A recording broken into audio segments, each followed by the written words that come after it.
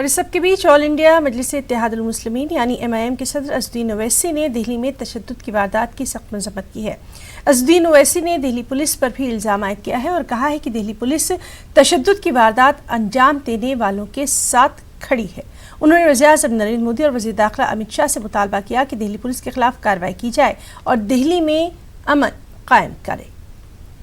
تو کچھ ہوا، میں مذمت کرتا ہوں اس وائلنس کی جس میں ایک پولیس کا کانسٹیبل رتن لال مارا گیا، جس کے ان کے 3 بچے ہیں، 2 بیٹیاں 1 بیٹے۔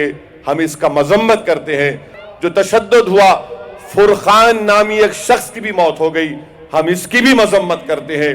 اور ہم پرائم منسٹر نریندر مودی سے، امت شاہ سے مطالبہ کرتے ہوں منسٹر سے کہ آپ کی پولیس، دلی کی پولیس دنگائیوں کے ساتھ پتھر پھینک رہی تھی، دنگائیوں کے ساتھ پتھر پھینک رہی تھی۔ ہم مذمت کرتے ہیں۔ ہم وزیر اعظم سے مطالبہ کرتے ہیں کہ یقیناً ہمارے لیے شرمندگی کی بات ہے کہ تشدد ہوا۔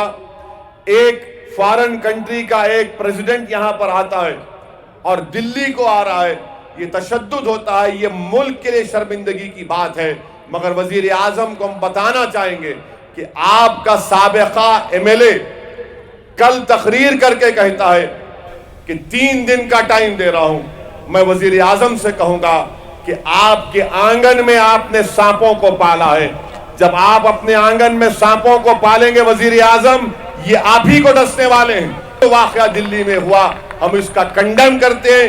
امت شاہ سے مطالبہ کرتے ہیں کہ آپ کو دلی میں امن قائم کرنا پڑے گا۔ دلی میں پولیس کو جا کر دلی کے ہر شہری کو، چاہے وہ مسلمان ہو، ہندو ہو، کوئی بھی ہو، دلی پولیس پر آپ دباؤ ڈالیے۔